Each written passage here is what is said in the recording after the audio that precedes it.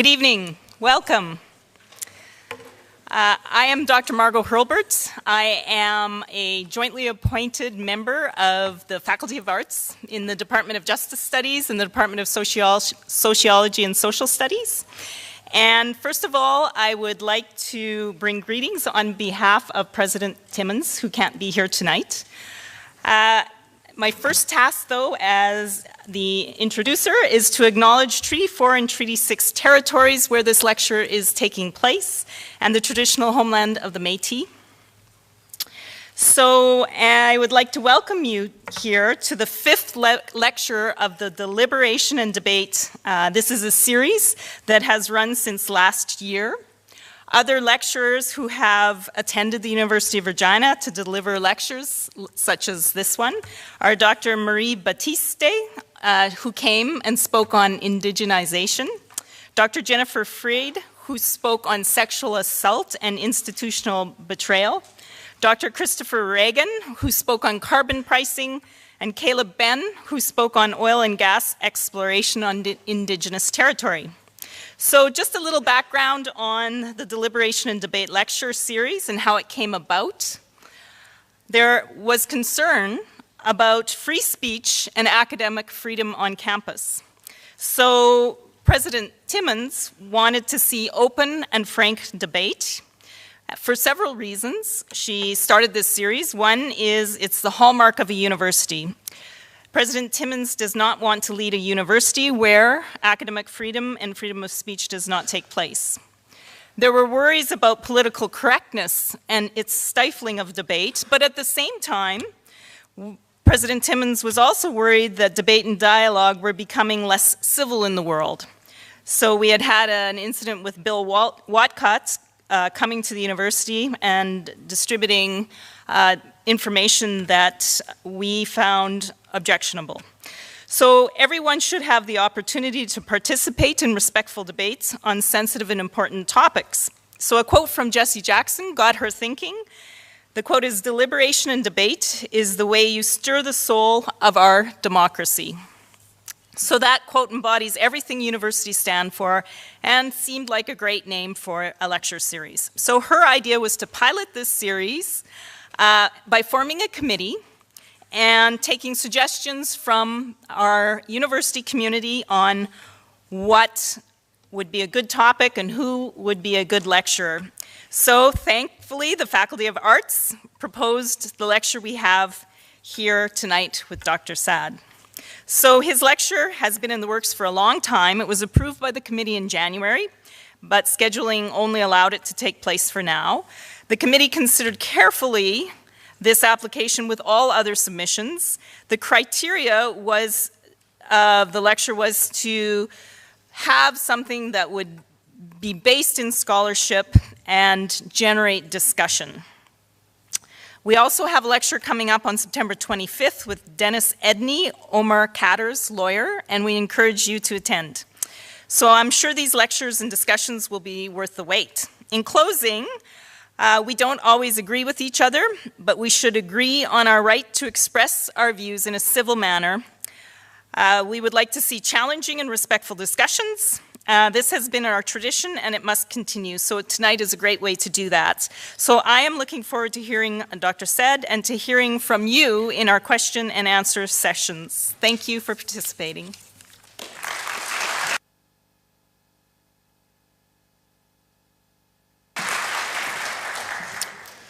Good evening. My name is Dr. Rick Clear. I'm the Dean of the Faculty of Arts here at the University of Regina.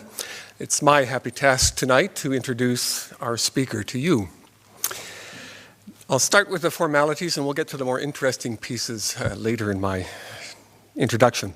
Dr. Saad holds an MSc and a PhD from Cornell University.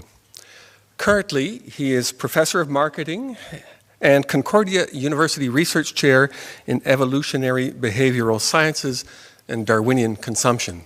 Do you use that label, Dr. Saad, every time you introduce yourself? It's a long one. Okay. He is the author of over 75 scientific publications in the areas of marketing, consumer behavior, psychology, economics, evolutionary theory, medicine, and bibliometrics. His work has appeared in such outlets as the Journal of Marketing Research, the Journal of Consumer Psychology, the Journal of Neuroscience, Psychology and Economics, and the Journal of Social Psychology. He's also the author of several prominent books. Here's a title that you'll find interesting, I hope: The Consuming Instinct: What Juicy Burgers, Ferraris, Pornography, and Gift-Giving Reveal About Human Nature. That book has since been translated into Korean and Turkish. Don't know what that says.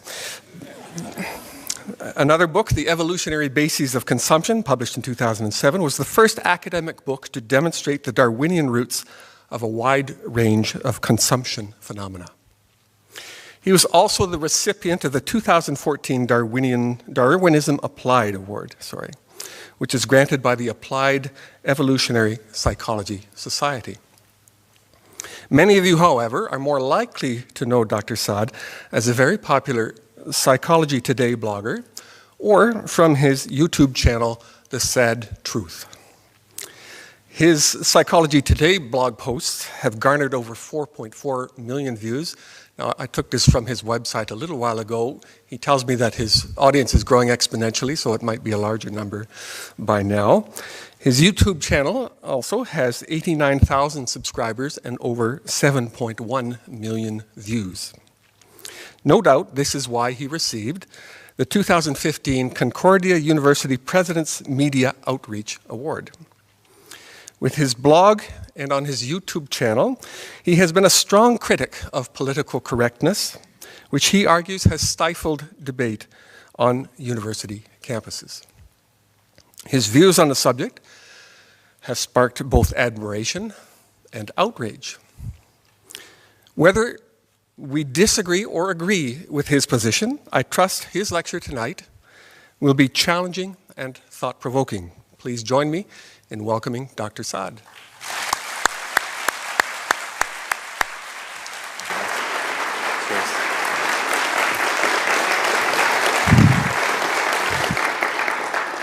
Hello, everybody. I just want to make sure that it's okay. So first, I wanted to thank you all for coming, and of course, thank the University of Regina for doing the unthinkable today, which is to invite people who might actually challenge our preconceived ideas. What a strange idea in today's intellectual landscape.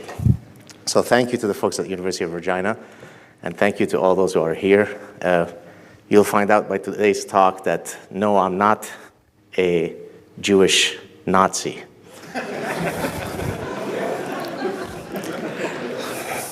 By the way, much of today's talk, not all of it, but about, I'd say at least 90% of it, is a talk that I gave when I addressed the Parliament. Not the Canadian Senate testimony, but later that day, I had addressed the Parliament. And politicians are also politically correct folks, and it went off famously well, so hopefully it will go as well here. So this is regrettably the ethos that drives much of our conversations today. We condemn freedom of speech that hurts other people's feelings. No. Freedom of speech is precisely there, not to tell me that I have beautiful green eyes, but to challenge me, to say things. As I said, in many cases, I support the right of Holocaust deniers to spew their nonsense. And I'm Jewish, and I support their right to say that the Holocaust never happened. So I walk the walk and I talk the talk, right? So we have to support freedom of speech if we are to grow and learn. Here's another great one. I will beat you with my tolerance placard. For those of you, well, before I go on to the next one, I just want to read to you a few incredible quotes. This is in a paper that was published by Edward. It's titled, "I'm a liberal professor and my liberal students terrify me." Let me just read you a few quotes from it. "I have intentionally adjusted my teaching material as the political winds have shifted. Most of my colleagues who still have jobs have done the same. That should not make any of us happy. Hurting a student's feelings, even in the course of instruction that is absolutely appropriate and respectful, can now get a teacher into serious trouble. In this type of environment, boat rocking isn't just dangerous, it's suicidal. And so teachers limit their lessons to things they know won't upset anybody. This shift in student-teacher dynamic placed many of the traditional goals of higher education, such as having students challenge their beliefs, off limits. So it's not just that students refuse to countenance uncomfortable ideas, they refuse to engage them, period. This is a very liberal professor writing this. For those of you who don't know, on August 22nd of this year, I was scheduled to speak at Ryerson University. The title of the event was "The Stifling of Free Speech on University Campus." Guess what happened to that event? The irony of the Antifa terrorists was lost on them. It turns out, maybe you can't read all this stuff, but I was accused. For those of you who don't know, I'm from Lebanon. As I said, I'm Jewish. I was accused of being a white supremacist, anti-Semitic Nazi. So when people have so lost the plot that they can levy that accusation, then you might want to wonder whether they're on the right side of these issues. So today what I'll do is really a hodgepodge of examples stemming from what I call death of the West by 1,000 cuts. What that refers to is that there are all sorts of faux intellectual movements that have caused us to depart from reason, from our commitment to logic, to science, to evidentiary thresholds. Now, none of these movements in of themselves are fatal, but put them all together and you have a perfect tsunami of lunacy, of anti-science thinking, of anti-reason, of rejection of reason. And so what I'll be doing is giving examples, I think poignant examples, of each of these manifestations. The point is not to be provocative for the sake of being provocative. It's not to hurt anybody's feelings. Not that I should have to preface it by this, but it's to basically implore all of you to commit to reason. Let reason, let science, let logic dictate your positions rather than political tribalism. Belong to the tribe of truth, not to the left, not to the right, not to the center. Just be committed to pursuing the truth as best as you can. So let's start with an example. This is an example that has since become sort of a cult, infamous example. It stems from a conversation I had back in 2002. I had been invited by my doctoral student who had just defended his dissertation to go on a celebratory dinner with him, with my wife, and with his date for the evening. He had warned me that his date had the perfect cocktail of markers. She was a radical feminist, a cultural anthropologist, and a postmodernist. Uh-oh. So he asked me, please, let's have a good time. I said, Scott's honor, I will be on my best behavior. No, not true. So halfway through the dinner, I said to the lady, so I hear you're a postmodernist. Yes, I am. I said, okay, well, postmodernism suggests that there are no objective truths other than the one objective truth, that there are no objective truths. Do you mind if I offer you some human universals that I think are human universals and hence objectively true? Because as an evolutionary psychologist, I do study cross-cultural similarities and cross-cultural differences. So do you mind if I suggest some human universals and then you could tell me how I'm doing it the wrong way? She goes, absolutely. I said, is it true that within Homo sapiens, only women bear children? Is that a universal?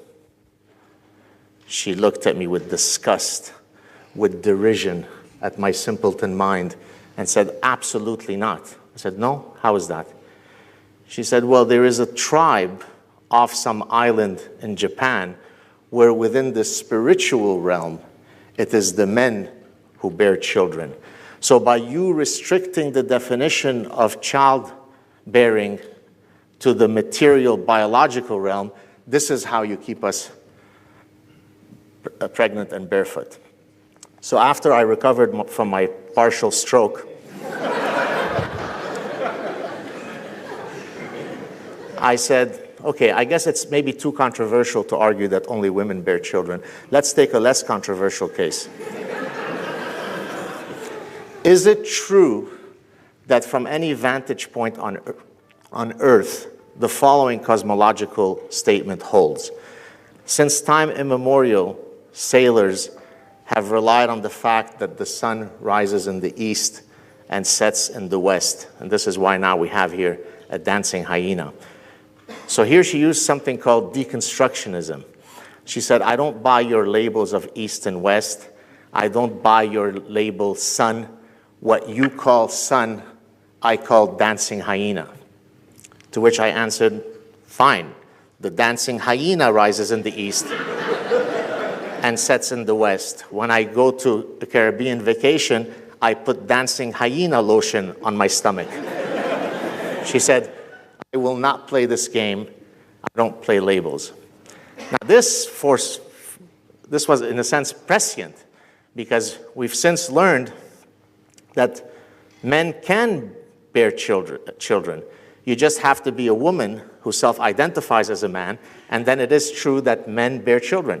This is not a slight on transgender people. That's not a slight on the fact that transgender people have every right to live with full dignity, fully protected under the law.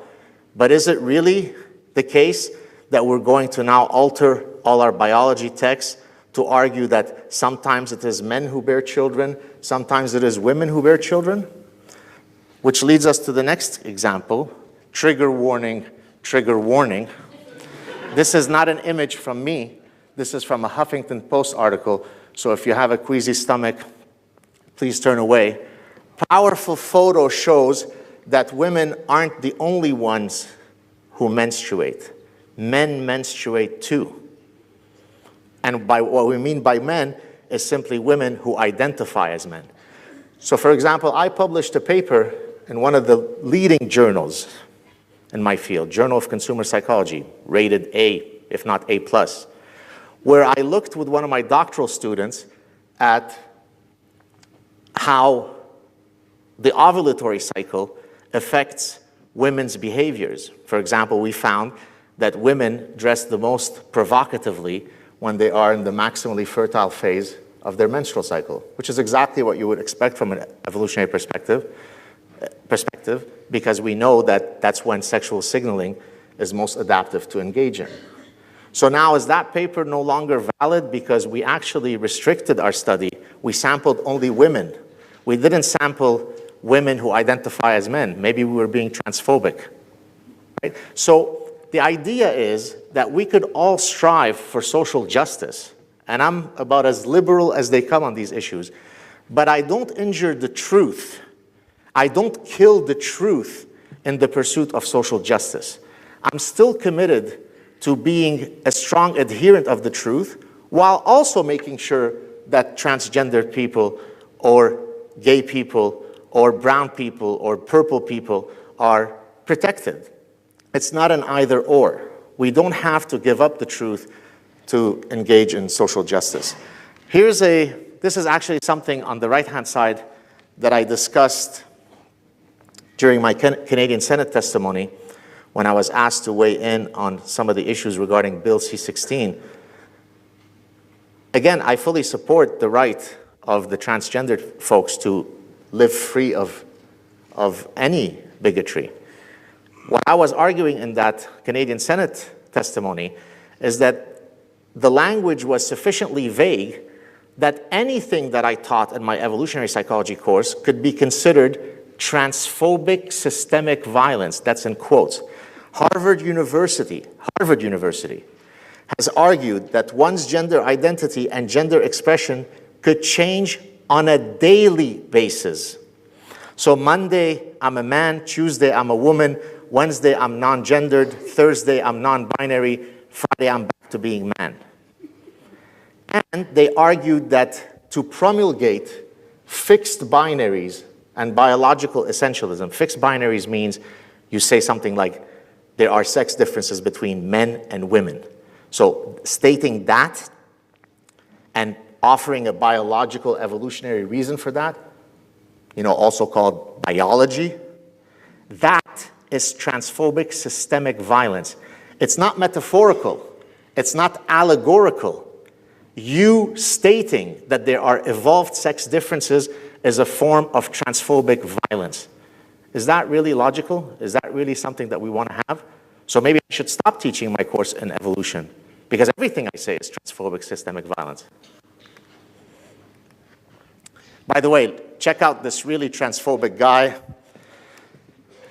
The guy who is with the black hair is me in 1992, 1993 at the Rio Carnival. Oh, gay and trans parade. So for a guy who is transphobic, I have a really weird way of showing it. Okay? So again, my interventions are never about attacking individuals. It's about attacking ideas that are contrary to human dignity and to truth. That's all I care about. Here's another one of those. Remember, I put up a bunch of boxes with all the different movements that are anti-science.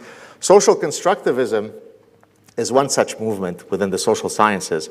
Social constructivism basically says that everything is due to a social construction. We're born with empty minds, it's tabula rasa, and it's only various socialization forces that make us who we become. So how do boys learn to be little boys and girls to be little girls? Well, it must be because boys are taught to play vigorously with trucks, and little girls are taught to play in a nurturing way with dolls. Many of you may know the book As Nature Made Him. This is David Reimer, who had the horrible accident through a botched circumcision. And so John Money, who was a psychologist at Johns Hopkins University, who was one of the big theorists from gender theory, said, oh, there's no problem. As long as you put a dress on him, call him some girl name, and raise him as a girl, then that's what he'll be. What do you think happened to David Reimer? He committed suicide. Okay? And then here I just put another example. I put this example because the social constructivists will argue, oh, why are young males violent? Oh, it's because of rap videos.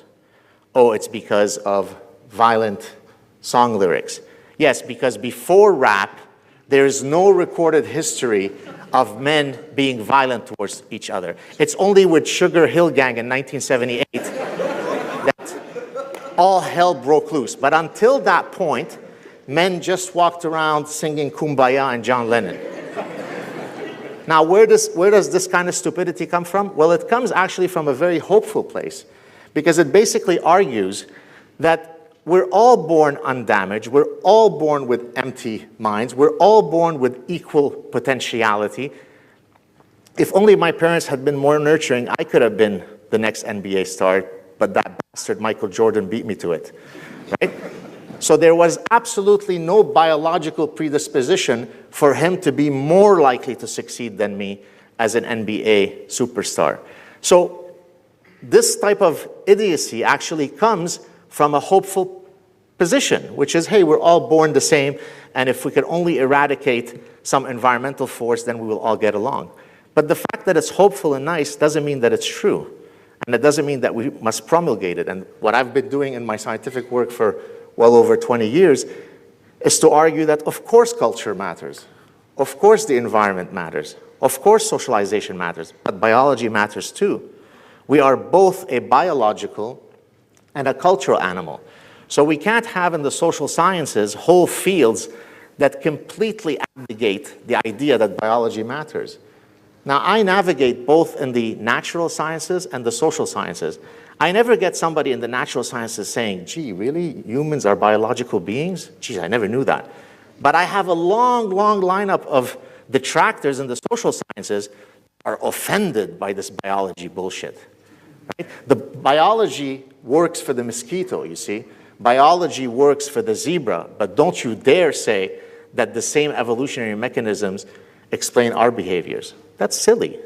No biologist thinks that. Let's talk very briefly about political correctness. I've analogized political correctness to the spider wasp's sting. Maybe some of you have seen me talk about this, maybe on my YouTube channel. The spider wasp does a very morbid thing. So you see him on the left, it's much, much smaller than the spider that it eventually stings. It stings it, rendering it zombified. I mean, literally zombified. And then it carries it on its own time down its burrow, where it lays its eggs on it, and then the offspring hatch, eat the spider in vivo while it's alive. Well, political correctness is exactly the spider's wasp. It injects our brain, it lulls us into a zombified state as we're slowly led to the abyss of infinite lunacy. And if we're going to break out of this, we need to be having the conversations like the one we're having here today, which is respectful discussion of ideas is never dangerous. Nothing that I will say today should cause any of you to feel threatened or you need to play with coloring books and doll houses and puppies. Nothing that I will say should trigger that reaction in you. If it does, then boy, you're lucky you didn't grow up in the childhood that I had in Lebanon, escaping my head being cut off from my head. That's triggering. Hearing me speak is not triggering. Let's look here at an example of political correctness gone completely haywire. On the left-hand side, I've taken the number of countries. Now, this needs to be updated. It's actually now greater. These are the number of countries that have been visited by some peaceful terror attacks. I'm being sarcastic. These countries vary in every possible meaningful way. They vary linguistically, economically, racially, religiously. Every possible way they vary. There's only one thing that they have in common. The perpetrators in those 67 countries, which, by the way, is more than 31,000 terror attacks since 9/11 alone. They have one thing in common, but no one dare say what this thing in common is. Okay, fine, I'll say it. It's the Jains. No, nobody got that? Okay. On the right-hand side, I've listed for you a partial list of what people have suggested is the cause of the terror attacks in those 67 countries. I won't list all of them, but I'll list some of the truly luminary ones. Beard bullying caused the attack. This is not satire. It wasn't on Saturday Night Live. Someone who is an otherwise smart person thought that beard bullying might be at play. Lack of art exposure. So you've got these young guys in the Brussels suburbs. I mean, they didn't get exposed to Chagall and Dali. Well, what do you expect them? Of course they're going to go to Raqqa to kill those Shia dogs. Because the only reason why I don't go there is because I haven't seen enough Dali paintings. Solar panels is the reason for it. The brilliant and luminary Bill Nye explained to us simpletons that it is perfectly reasonable to draw a direct causal link between the terror attack that happened in Bataclan in Paris a few years ago and climate change. So he linked that attack to solar panels and to carbon emission levels. He wasn't joking, he wasn't being facetious, he was being serious. That's what political correctness gets you. Now, that doesn't mean that if you draw a link between a religious ideology and all of these attacks, that you're marginalizing all people of that faith. Of course not. 99% of the people of that faith are undoubtedly perfectly lovely. But that doesn't mean that in the desire to be politically correct, we shouldn't also face realities. When I walk down a dark alley and I see 4 young guys, I've evolved the brain to think, on average, 4 young guys are statistically more likely to be dangerous to me than 4 elderly ladies. Now, when I do that, I'm not being an ageist. I'm not being a sexist. I'm recognizing that on average, young men are more dangerous than elderly women, even though most young men are perfectly lovely. Okay? Let's look at some few cases of utter lunacy. This is a UBC law professor, Lorna June McHugh, who went up for tenure. For those of you who don't know what tenure is an honor, a privilege that we bestow on professors because they've published enough, they've contributed to the pantheon of human knowledge sufficiently that they are now deemed worthy of receiving the institutional protections afforded by tenure. So that if I now say things that my dean doesn't like, he or she can't come and fire me because they don't like what I published. So tenure is a very important process of academic freedom. Now, this particular professor had not had a very productive career in terms of publishing. So she argued that given the fact that she comes from an indigenous culture with oral traditions, the onerous task of having her, write things and publish things was contrary to her culture. And this is now being heard in a human rights tribunal. I'll leave it for you to mull it over.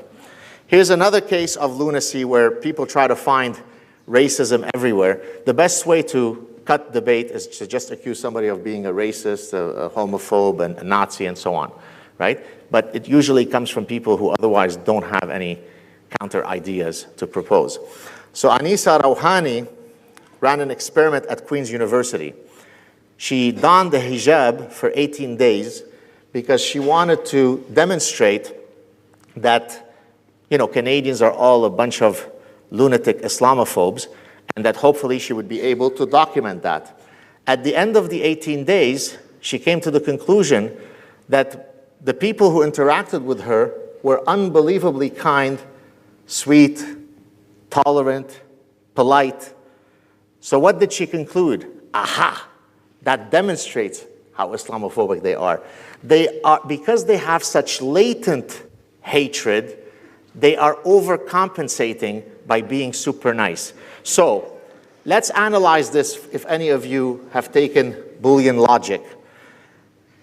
If I am mean and nasty to a woman wearing a hijab, I'm an Islamophobe.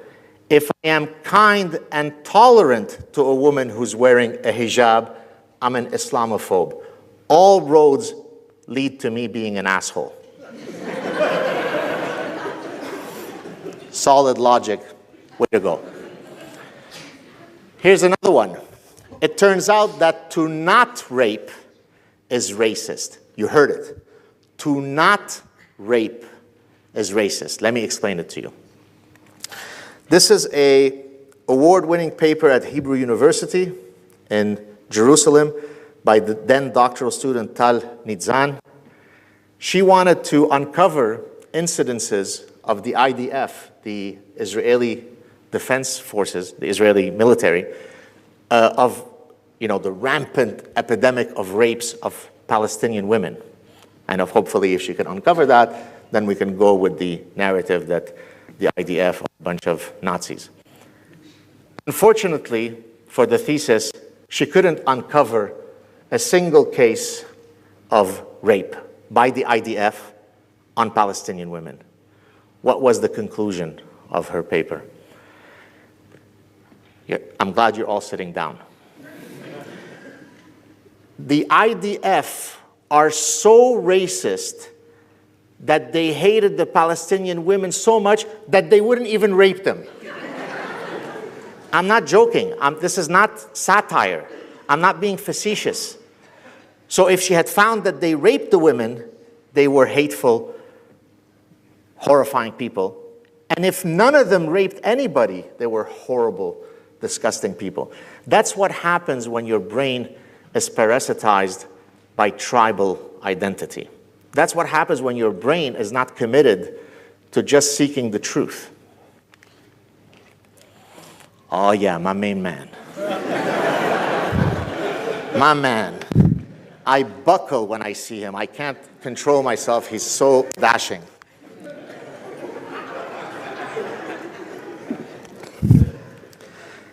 When he was a parliamentarian, Prime Minister Trudeau,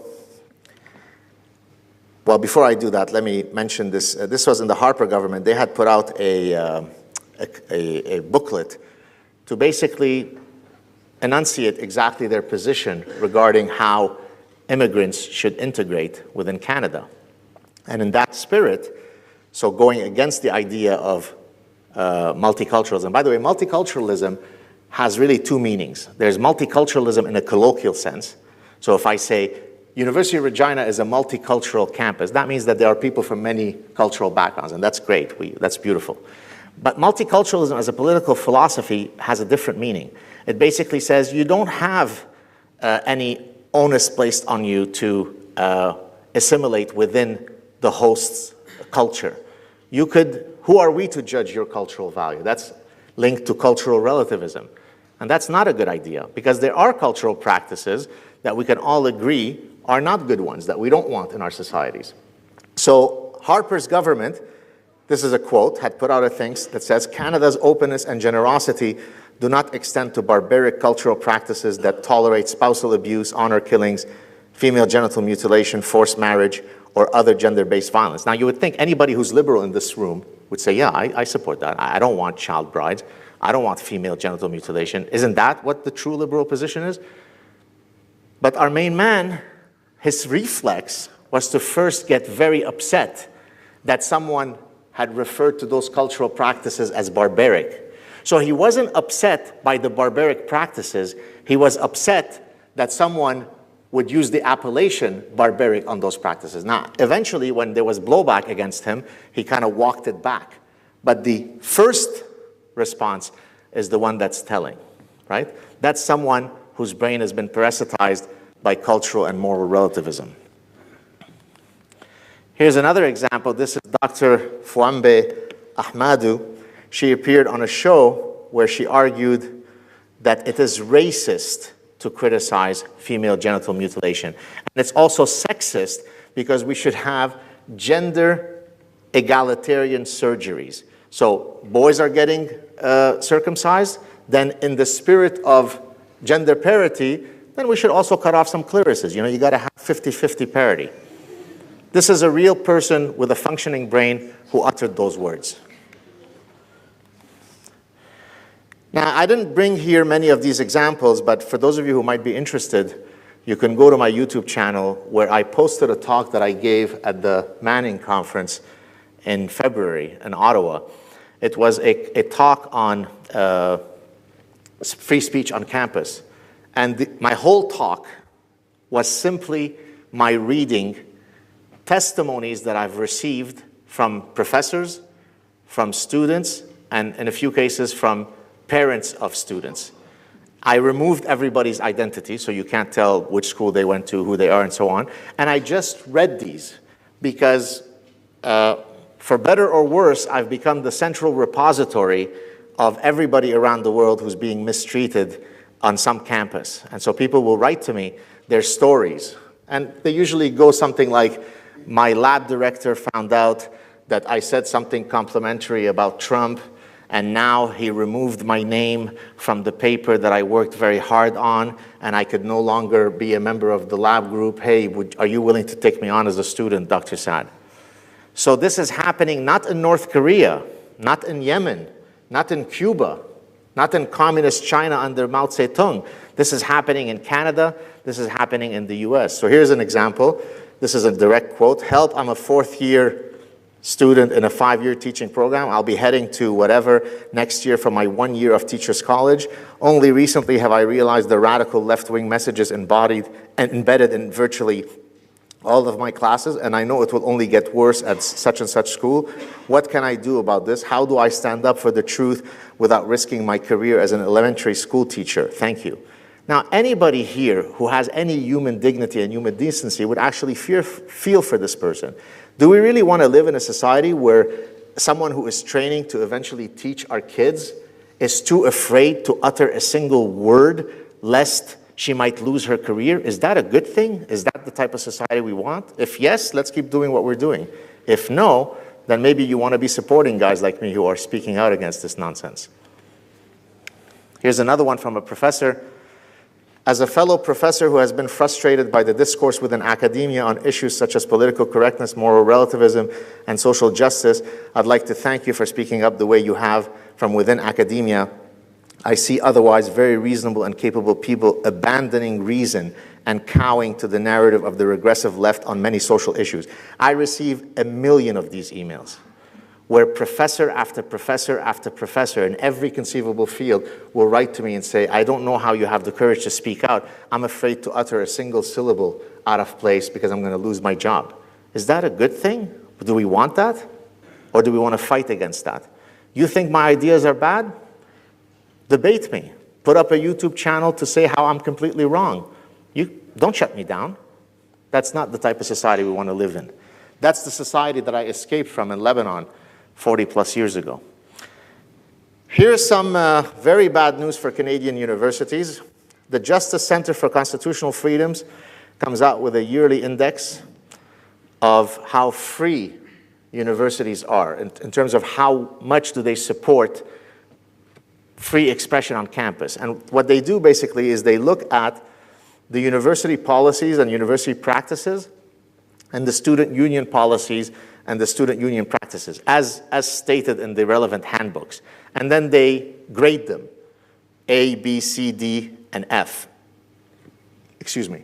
They looked at 55 Canadian universities, so there are 55 Canadian universities on 4 scores. So there are 220 scores.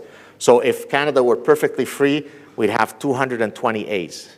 If Canada were North Korea, we'd have 220 F's. Well, out of 220 possible grades, there were 8 A's. 8 A's out of 220 university scores. Is that a good thing? If you're a senior administrator in this room, are you proud of that? If you want to know how University of Regina scored, with all due sorries, you scored a C, F, D, and a C. But just to kind of make you feel better, my university scored a C, F, D, and an F, so you beat us. Okay? That's not good. But I can tell you here, and it doesn't matter that they are taping us, I've noticed that some senior administrators at my own university are, quote, distancing themselves from me. Even though 2 years ago I won the President's Award. Well, nothing's changed in what I'm talking about, but somehow I've become too controversial. I haven't. I'm only speaking what I consider to be the truth. If you think I'm wrong, prove it. This is identity politics on steroids. This is the march of science. The march of science should be about the message that I'm talking about here. We should all strive for an evidence-based society where reason and the scientific method rule our public policy, rule our debates, rule our exchange of ideas. But this is what the march of science had until eventually they brought it down. And they brought it down because guys like me and a few other very high-profile professors put light on what they had written. So let me read what they wrote before it was taken down. This is a group that's supposed to be supporting science. At the March for Science, we are committed to centralizing, highlighting, standing in solidarity with and acting as accomplices with Black, Latinx, Asian and Pacific Islanders, Indigenous, non-Christian, if you're Christian, sorry buddy, you're out of luck, women, people with disabilities, poor, gay, lesbian, bisexual, queer, trans, non-binary, agender, and intersex scientists and science advocates, right? So this is what identity politics is.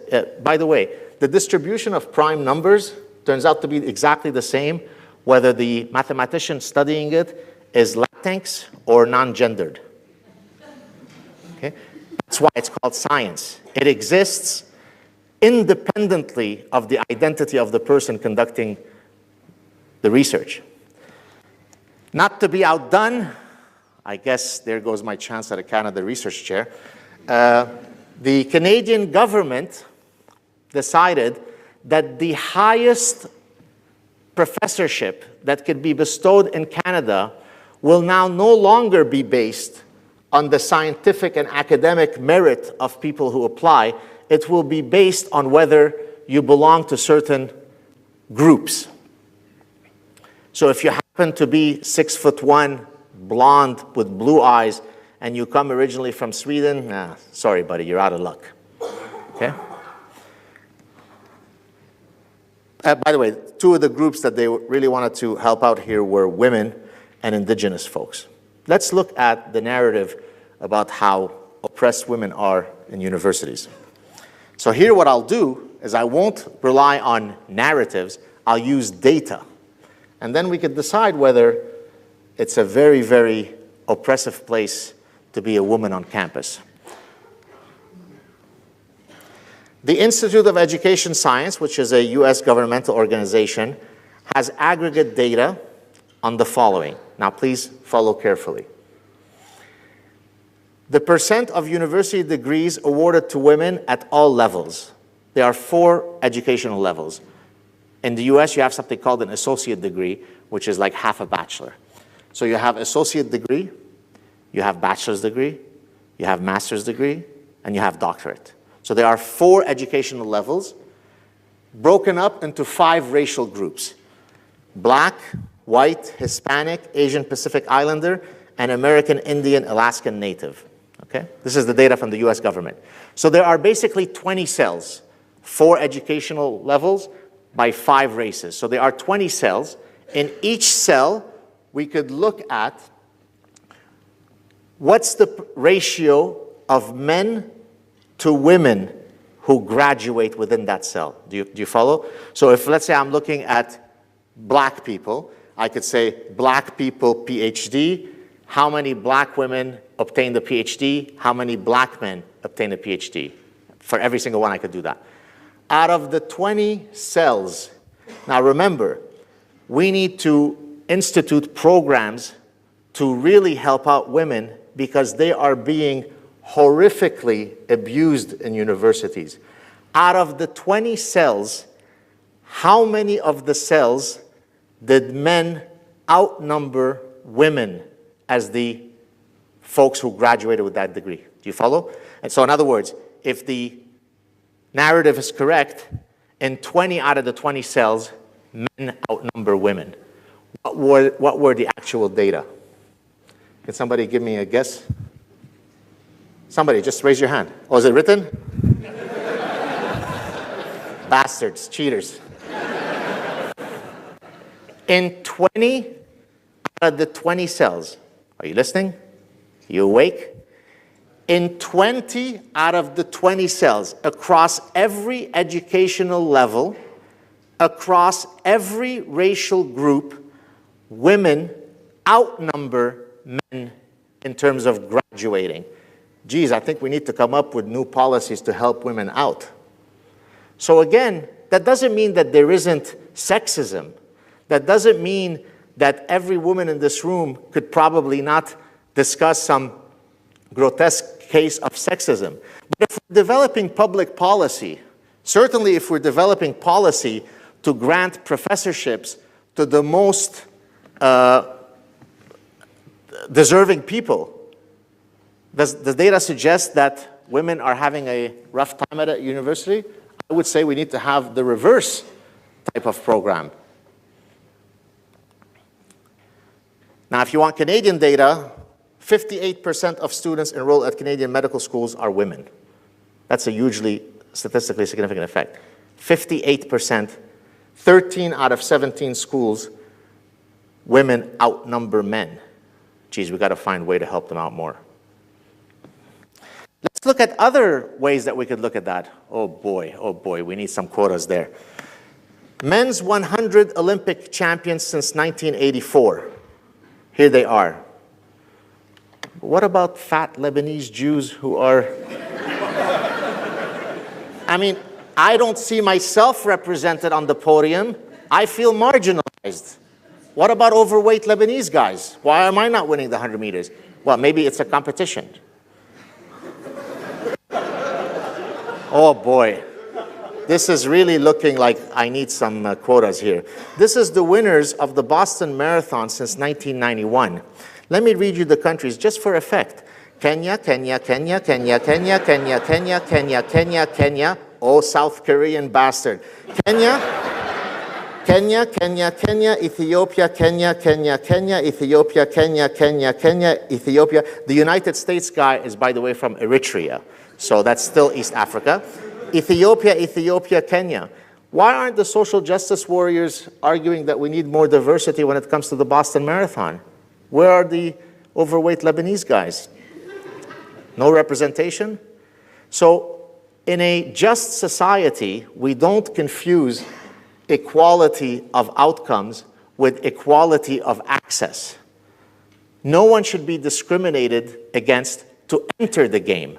But once you enter the game, if Messi is the best player and he wins every year, I can't argue, but what about, how come no transgender soccer players are winning Best Player of the Year? They're being marginalized. Okay? Oh, Nobel Prizes. There's a big Jewish conspiracy. Jews make up 0.2% of the world's population, 15 million. Recently, I was on Joe Rogan, for those of you who know, and precisely because I wanted to prove that point, I said to him, hey, Joe, can you guess how many Jews there are in the world? Do you know what his first guess was? Anybody watch that episode? 500,000? No, he said 1 billion. Joe, if I'm taping, I'm not making fun of you, buddy. I'm just making a point. He said 1 billion. 1 out of every 7 people is apparently Jewish. Then he downgraded it to, oh, maybe about 500 million. There are 15 million Jews in the world. 15 million in all the world. Yet 20, 30% of Nobel Prizes go to Jews. That seems kind of unfair. We need more representation of other folks. What about people from Namibia? They're not winning. We need to have quotas for them. Okay? Quotas are an affront to human dignity. Okay? You compete in the game of life and you win or you lose. Now, if there are institutionalized obstacles that don't allow you to play in the game, then I'm all with you. We need to fight that and we need to set it straight. But we don't judge that by looking at the final result and say, oh, gee, I don't see myself on the podium at the 100 meters. We need to rig it. This is another thing that I'd like to talk very quickly about, the building of echo chambers. Universities have become astounding exercise of echo chambers. So if you look at, this is actually the gentleman who did this, Steve Hilton, came on my show recently. He used to be the former advisor of David Cameron, the former Prime Minister of Britain. They looked at across fields, across industries, what are the fields that are most leftist or on the right? Well, not surprisingly, the entertainment industry, the high-tech industry, academia, and the media were off the charts in being leftist. Okay? And they use a very, very formal, very nice quantitative algorithm to establish this. Now, that constitutes much of intelligentsia. Is it a good idea for everyone who is in intelligentsia to only be represented by one political aisle? It's not. Now watch some other data I have for you. Here's some research by Cardiff and Klein. Klein is an economist at George Mason University who actually also came on my show, a lovely guy. They analyzed the political party affiliations of American professors at a whole bunch of American schools. The Democrat to Republican ratio across disciplines was 5-to-1. In other words, there were 5 times more Democrats than Republicans. Okay? Now, in some fields, like typically the social activism fields, the ratio was much, much higher than 5-to-1. So the worst one, in a lopsided sense, was sociology, 44-to-1. Now, do you think it's a good idea when you're dealing with topics such as fiscal policy, immigration policy, is the death penalty a good idea or not? People on both sides of the aisle could have very reasonable arguments for their position, right? It's not as though in science, is evolution true or not, right? For many of these issues that we would learn in sociology or political science, there are really compelling arguments on both sides of the aisle. So if you're a student, do you not benefit from hearing about this panoply of possible positions? Well, apparently not, because everybody who is in those fields completely agree with one another. If you simply went to my personal Facebook page after Donald Trump won, you would literally think that the death squads are arriving any minute now. My personal Facebook page is made up of a lot of academic friends of mine. And every single one of them was saying basically, is it safe for me to go to work tomorrow? Yeah, because they're going to set up roadblocks and they're going to check your tint of your skin, and depending on the color, they're going to send you to gang rape centers, right? I mean, for somebody who escaped Lebanese execution, that diminishes my personal history. When people could be so hysterical about, now that doesn't mean that I love Trump. That doesn't mean that I support Trump. What I'm criticizing is the reflex of this groupthink. Everybody who is in academia should say that Trump is a monster who's going to outlaw the raising of our children, and maybe he's going to eat them, right? But that's illogical. I mean, cut the hysteria out, right? So Thomas Sowell, who is someone I admire greatly, whom I tried to get on my show, but he's impossible to get to. I think at this point, he's maybe in his late 80s. He probably has no interest to speak to me. He said, I love this quote. He said, the next time some academics tell you how important diversity is, ask how many Republicans there are in their sociology department, right? So diversity is great when it comes to skin diversity, sexual orientation diversity, racial diversity, and so on. But the most important form of diversity, which is intellectual diversity, oh no, we can't have that at the university. We should all be the same. This is another study that's later that came out by Klein and his friends.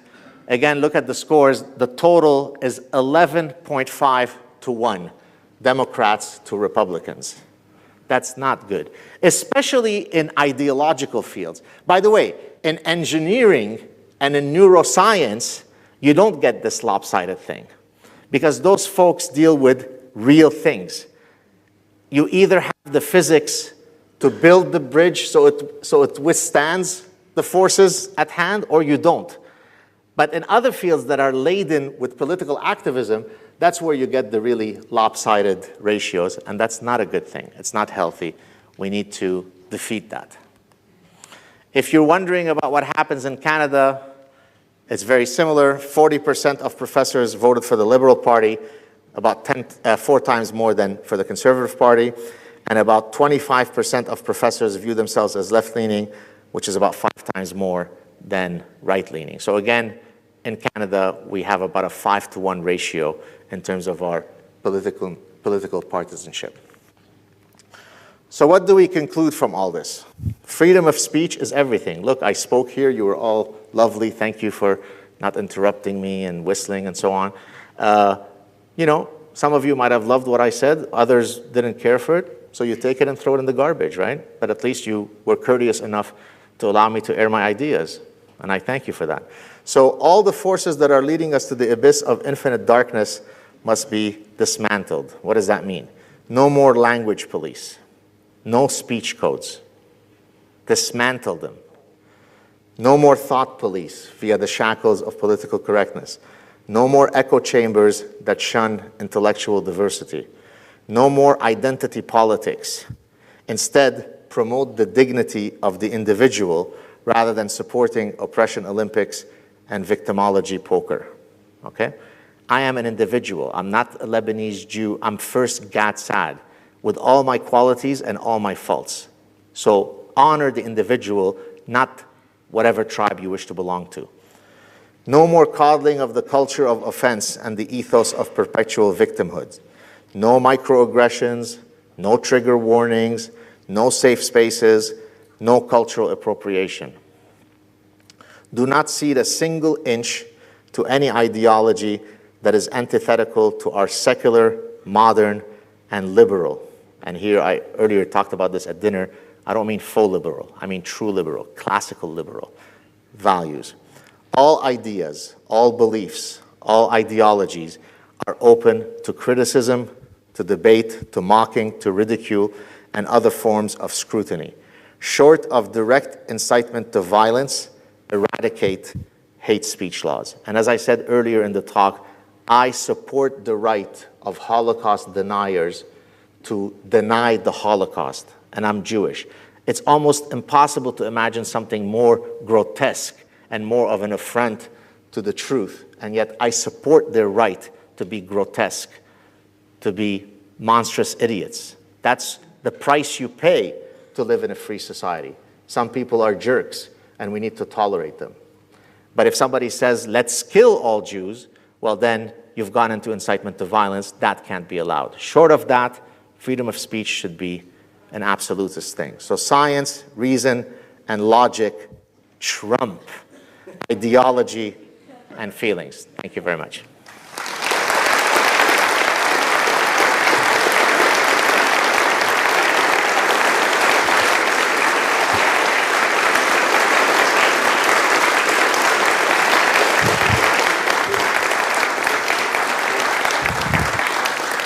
Well, thank you all. Dr. Saad has agreed to entertain some questions. There are microphones in the aisles on both sides here. If you have a question, please come to the microphone. But I will ask you to be brief because I expect quite a few questions and we are limited. So please come to the microphone and ask your question. Yes. Hello, Dr. Saad. My name is Robert. I'm a librarian here at the university. I just had a question for you. One of my colleagues in the Faculty of Arts, who will go unnamed, sent around an email today saying that you're giving an alt-right speech, and I feel sort of disappointed because although there's a lot of MAGA hats here, it just didn't live up to my expectations. You thought I'd be much more of a Nazi, didn't you? Yeah, I was hoping, but just... Sorry to disappoint you. But I was wondering, what part do you see labeling playing in political correctness, and how can we oppose this sort of labeling that people use to silence debate? Thank you. Thank you. Often people ask me, how can I get engaged? How can I contribute to this battle of ideas, to kind of generalize your question? And there is really no magical recipe other than get engaged. The battle of ideas is fought in the trenches. It happens with your Facebook friends. It happens when you chat later today at the bar. It happens in the classroom when your professor says something that you disagree with. There is no reason why you can't challenge people respectfully, nicely, politely, but challenge them if you think they're saying something wrong. The problem is that now we've lost that reflex of debates. And so most of us don't want to rock the boat, so we keep quiet. Challenge. And if enough people rise up, the domino effect will be very quick. It doesn't take much, just like the Soviet Union collapsed very quickly. We reached the tipping point and then poof, the Soviet Union doesn't exist anymore. By the same logic, we can defeat this monster if we each contribute to the battle of ideas. It's as simple as that. We will take turns. Hi, I'm a third-year student of international studies, and I firmly believe in freedom of speech. And when I normally discuss, say, Islam or Christianity and beg to disagree with some of what's written in each of those languages, it just seems I'm branded intolerant. I'm just looked down upon as someone who's completely against their religion. And then my question is, I have encountered this for quite some time now. And it burdens you at some point. You know deep down that I have nothing against Christianity, nor do I have anything against Islam. I'm an atheist myself. So how do you really, as a student or as a grad student, go ahead and live facing this daily thinking where people look down upon you as someone that you're not? How do you overcome that feeling? Do you want me to send you the number of ways people have suggested they should exterminate me? Boiled alive, skinned, you're a good kike, that's why you're the last guy we will gas, because I like you, electric, and on and on. So when you are engaging in war, if I can use the metaphor, you don't go to war to fight for freedom and say, but I'd like to be given the guarantee that I won't get harmed. By the exact same logic, when you're fighting the battle of ideas, you're going to get harmed at some points. People will call you things, people will attack you, so there will be, quote, an injury to your personhood. That's a fact. And so you simply have to have the sufficiently strong courage to withstand that. There's no other recipe, because you will be attacked, as I am when people call me a Jewish Nazi. Thank you. Yeah, I came here to support you regarding free speech. My question is regarding your YouTube channel. How have you been affected by the demonetization and the censoring of YouTube in terms of free speech? Some of these alternative media folks Right. like yourself who are promoting this stuff. Right. Because some of them have lost 90% of their revenues and. Right. So just to kind of summarize what he said, so when you have a YouTube channel, you could monetize your content so that you can get ad revenue. And what's been happening recently to a lot of content creators is that nearly all of their backlog is getting demonetized. I mean, the good news is that we still have the platform, so my ideas can still get out. The bad news is you no longer can get the same remuneration for your time. Are some of your videos being totally Not deleted, no. deleted? Because like some channels? I've never had any, no. And frankly, I think because I do speak in a very measured, very factual base. But I could tell you that sometimes I've put up recently clips that I've posted private. In other words, they're not even publicly released yet. And I already receive an alert from YouTube that they are demonetizing it before it even goes public. Yeah. So I don't know if I am specifically being targeted or whether there is sort of a hyperactive algorithm that's stopping everything that has certain keywords. But it is disheartening because ultimately it'll be nice to be remunerated for your time. I mean, a lot of us don't make a lot of money on this, and I don't do it for the money. But whatever little money I make, it'll be nice to have. In addition to, what are your thoughts with regard to propaganda, mainstream media, basically lying by omission, keeping a lot of, not reporting on certain, You're saying bits of information? Yeah. What do I think of the media in general? Yeah, the media, the mainstream media. Well, I mean, I guess it's here, right? Where is it? If you look here, this one, right? It's Yeah. incredibly, this is a very quantitative algorithm. So the media, both on the left and the right, is very polarized. If you watch Fox, you hear one narrative. If you watch MSNBC, you hear another narrative. I suggest you try to look outside of these media.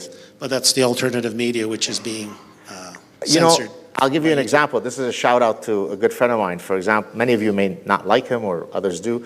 Someone like the Rubin Report is a guy who, brings in people who are, reasonable on both sides of the aisle. So I think one of the beautiful things about all these tools that we now have available, a lot of us can have a huge platform and bypass the media. And so look for these types of voices. Yeah, thank you very much. That's long enough. Cheers. Forgive me for reading, but I've got a big pull quote here. In the 2015-2020 strategic plan, the University of Regina embedded the concept of indigenization as an area of emphasis. They defined this as the transformation of the existing academy by including indigenous knowledges, voices, critiques, scholars, students, and materials, as well as to facilitate the ethical stewardship of plurality of indigenous knowledges and practices so thoroughly as to constitute an essential element of the university. Large pull quote. So just in regards to this comment, and I guess some of the issues you've brought up, I'm wondering what your thoughts are on the university's area of emphasis on this. I mean, I don't know anything about it other than what you just read. Look, if there is a group of folks whose history has been unduly ignored, and if the matter of record is to correct that, then I'm all for that. Great, because it simply creates a more accurate reading of whatever contribution those folks have made and so on. Great. But again, my concern is simply commitment to truth, right? So for example, I wouldn't hire a number theorist, which is a field of pure mathematics, as a function of whether they are indigenous or Lebanese Jewish. Because number theory exists in all its beauty independently of the identity of the person. So what I'm arguing is not so much that we shouldn't honor indigenous culture, is that we shouldn't be choosing the highest professorships to be bestowed on people based on their identities. That's an affront to human dignity. So in terms of honoring like indigenous knowledges, scholars and such, generally, as you mentioned in a slide, the history of indigenous knowledge is through oral tradition. So by taking on this strategic plan, it seems like a movement towards perhaps honoring that oral tradition. Do you think, I guess you already sort of said, so you would say you are not for that? If it is in the specific context of when you are evaluating a professor's tenure dossier, then you have to write. Okay. Right? So in other words, Jewish tradition, the Jewish faith was originally passed through oral tradition before it was written. So how come all the Jews who have won the Nobel Prize didn't say, wow, but I can't do this Nobel Prize bullshit. I mean, I come from an oral tradition, right? So nobody is saying, let's not honor your oral tradition, but you can't game the system. You can't go up for tenure. I mean, let's look at each other honestly. You have somebody who spent 11 years or however many years she spent publishing nothing. And then she finds that there is a way for her to game the system, which is, oh, by the way, oral tradition, I'm not expected. And then because people want to be kind and tolerant and so on, they say, okay, don't game the system. So we could still honor the indigenous oral tradition while recognizing. As a matter of fact, I would say it is racist to expect folks from that background to not hold them to the same standards as everybody else. That's, by the way, is called the soft bigotry of low expectations. Right? We're all equal. You don't get a pass because you come from oral tradition, because I also come from an oral tradition. I'm Jewish. Thank you. Hi, I'm a math student at U of R, and well, I guess I'm just curious about these kinds of issues. You mentioned the case with John Money, John Money and his study of, well, his experiment, I guess, with David Reimer. And in reading this, well, since this is kind of your field, biology and psychology and that relationship, is there anybody before him that believed in that idea of gender? Because, like, I notice the further you go back, it's more so that idea of the binary, and gender wasn't really, like, I read that he coined the term gender. Before him, it was just biological sex. So I'll answer it in a more general way. A lot of social scientists have systematically sought to remove biology as being relevant to social affairs. So cultural anthropologists try to argue that there are no human universals. Everything is culture specific. And the reason why people did that is because they thought that biological knowledge can lead to nefarious consequences. So all sorts of folks misused Darwinian theory. Take, for example, the Nazis, right? They said, hey, there's a natural struggle between the races. We're the Aryans, we won.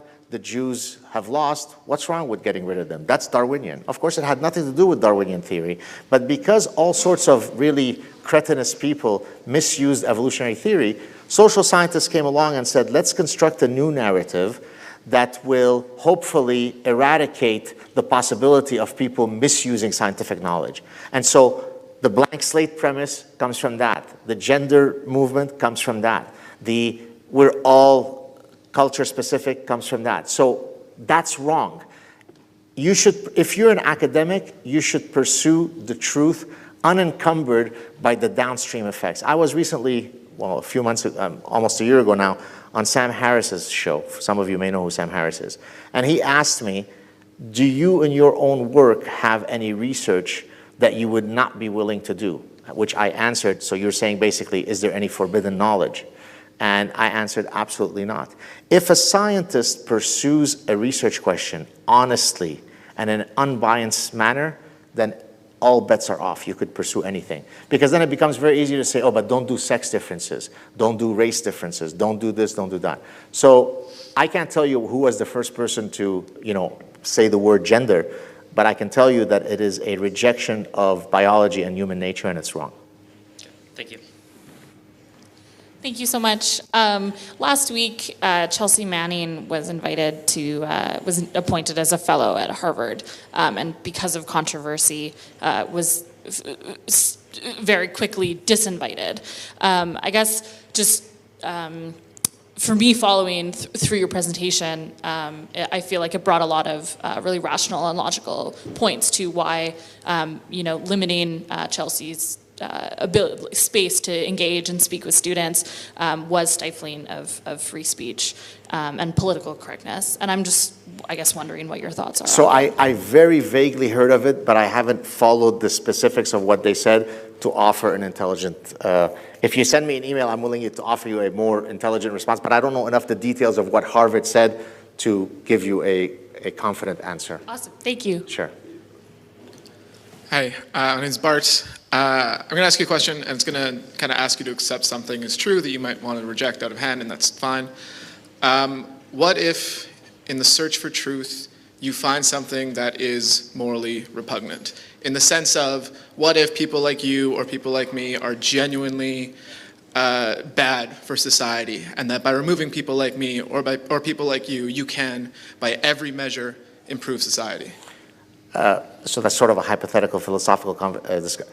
Can you give me an example in terms of scientific knowledge that would fit under that rubric? Sure. Let's go with statistically, if you have single-parent households, the children by pretty much every measure fail compared to people with two-parent households. So scientifically, we should try and do whatever we can to limit or denigrate single-parent households to ensure that more people don't engage in having single-parent households. See, thank you for that example. I would look at that as in a different way. To the extent that we want to have public policy that is maximally effective, then we should try to the best of our ability, understand the true explanations for that phenomenon. So I'll give you an example that might get some people riled up here.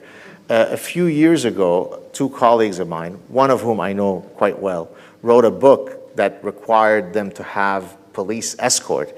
It was a book looking at rape from an evolutionary perspective. Now, most people thought that they were trying to justify or condone rape by offering a scientific and evolutionary explanation. Of course, that's not what they were doing at all. What they were saying is there are evolutionary reasons why men are likely to engage in particular patterns of rape. And if we're going to eradicate rape or reduce rape, we better have a good understanding of it. So they were actually coming from a very noble place. They wanted to better understand rape. What the social activists heard is no, these scientists are trying to come up with scientific reasons to justify rape. So you see how the wires are crossed? So my answer is, look, as long as you are doing something honestly to better understand the human condition, go for it. I'll give you a very good example of this dilemma. Some of you may know Philip Rushton. Philip Rushton was a guy who became infamous and highly controversial for studying race differences, specifically IQ differences in race. I'll tell you a very quick story.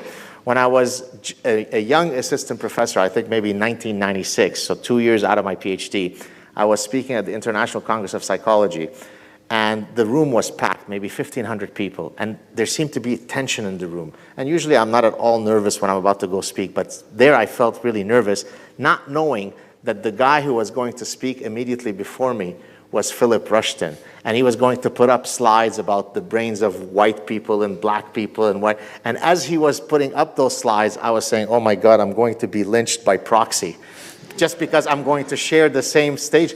Now, the good news for me is that when he finished his talk, out of the 1,500 people, about 1,425 left to lynch him. And only about 75 stayed for me. And I was like, thank God. But even in his case, some people have said he had a racist agenda, whereas other people that I've spoken to who knew him said he had zero racism in him. He just wanted to understand whether these racial differences exist.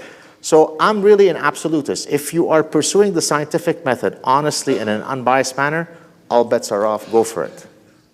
Okay, and I do apologize. I'll ask one quick follow-up. Sure. So if he's right, and the research that he did honestly and did in every intentional scientific way is properly done, and people of color or black people have less or lower IQs than white people, what do you do with that? Like, what do you do once you have the truth? How do you spin that in something useful? So I'm going to answer this in a way that you might not necessarily like, but Fermat, or in French we say Fermat, the mathematician, was someone, recently, actually, a few years ago, Fermat's last theorem was solved.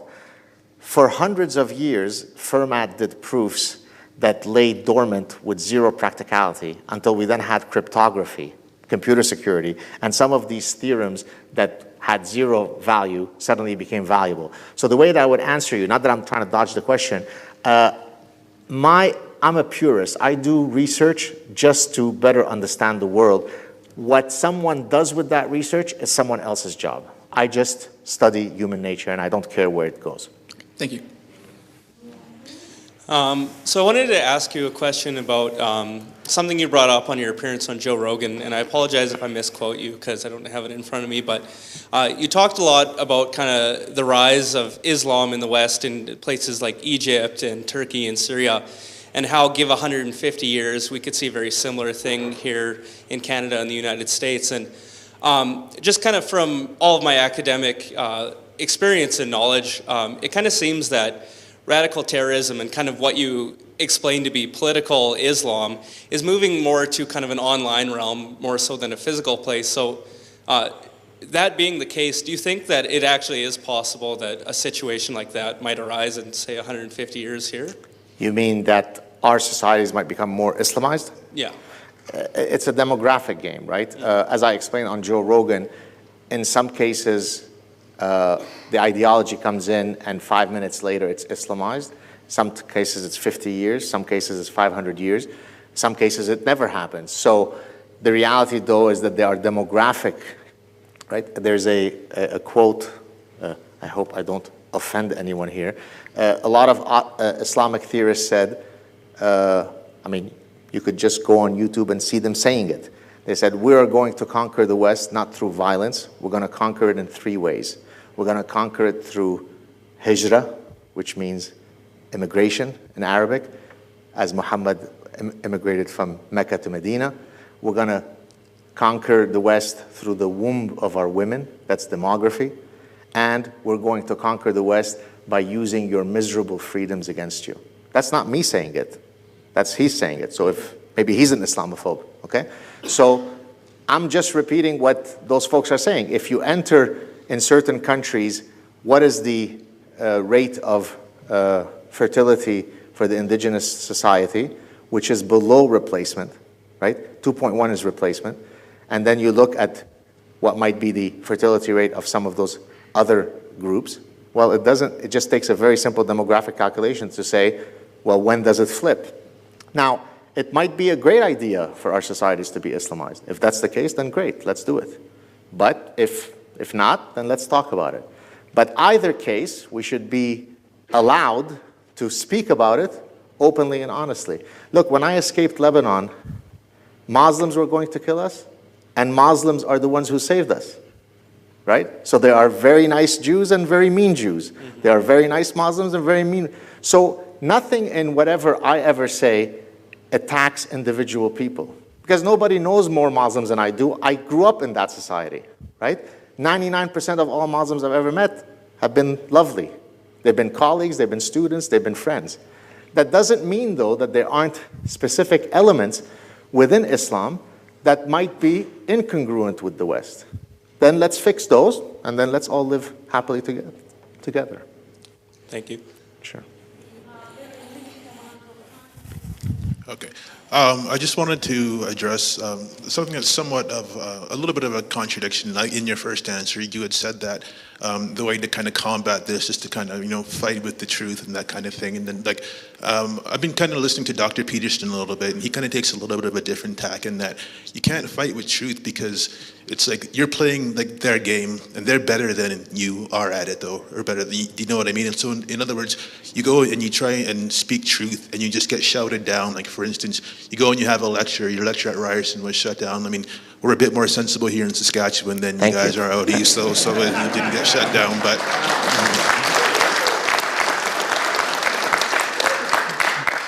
but it's not a tenable solution. Even on the slide that you had where it said 17 out of 20 of the people in medical school are women, and they're still claiming that but women are being discriminated against, which they may or may not be. But again, that's sort of a contradiction in that. I mean, you have tenure, so you can go and say that kind of thing. But for the average person who's trying to fight against that, they're going to get shouted down. They're going to lose their job. And so, how do you kind of address that contradiction? But again, that speaks to the question that the gentleman said earlier about what can you do if you're going. Well, that's the question that I was referring to. Okay. So let me answer you. Do you not?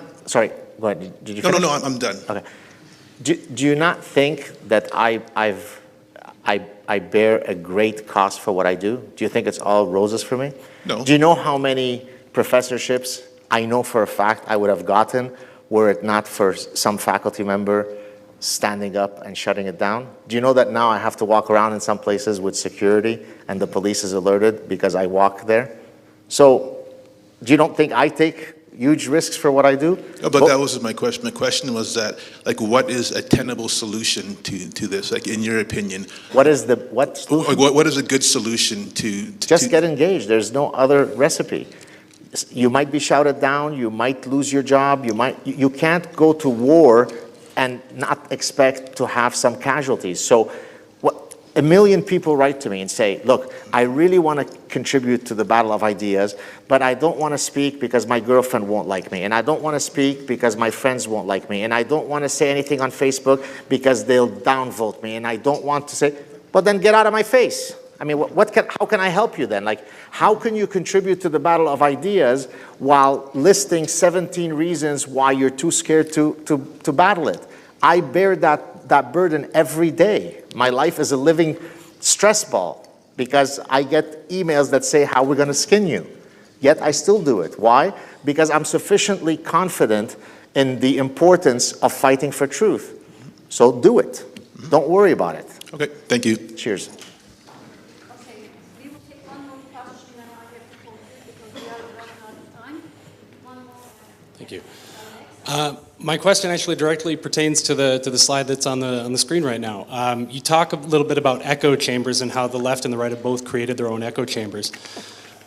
My question to you is whether or not you believe that there's also the development of intellectual echo chambers within oneself. And so the example that pops into my mind is, as I watched your presentation, you gave detailed citations of things that supported your perspectives.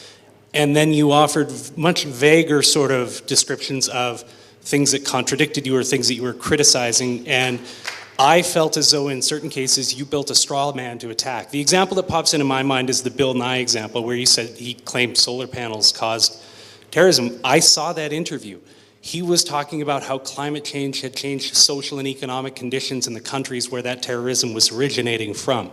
And so I suppose it's less of a question and more of me seeking a response from you, in that you seem to have, at least to some extent within your own presentation, created an intellectual echo chamber around your own perspective. How do you respond to that? No. Well, you're maybe wrong. A little more than a no. Okay, so let's take the Bill Nye. Bill Nye said this: there is a drought in Syria. That drought caused crop failure. That crop failure caused prices to go up, forcing a lot of people to stop farming, forcing them to go into the cities. By them going into the cities, it created density and crowding. That increased tension.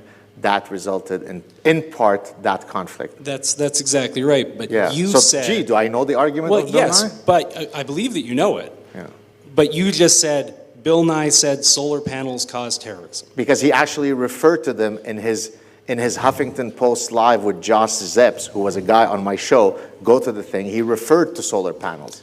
Okay, so I fully believe that you entirely understand Bill Nye's point. It wasn't a tremendously complicated point. But what I'm getting at is I'm concerned that in the way that you framed a number of these arguments, you have sort of insulated your own perspective. I can't be insulated. I'll tell you why. Because I'm incredibly public. So what that means basically, if I am wrong, believe me, people come after me.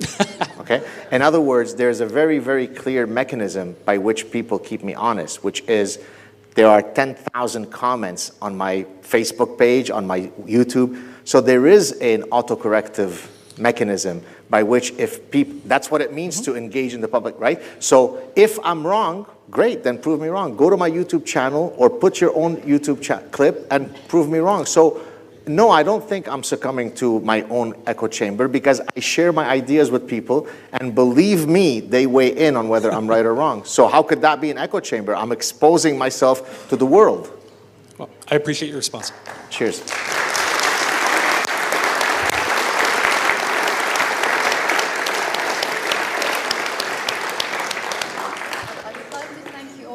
Attending tonight's lecture. And of course, I would like to thank our speaker, Dr. Saad, for this thoughtful and thought-provoking lecture. And I am glad everyone behaved themselves and engaged in a respectful debate. And there are some refreshments outside. Please join us in the hallway outside. And thank you all. Good night. Thank you.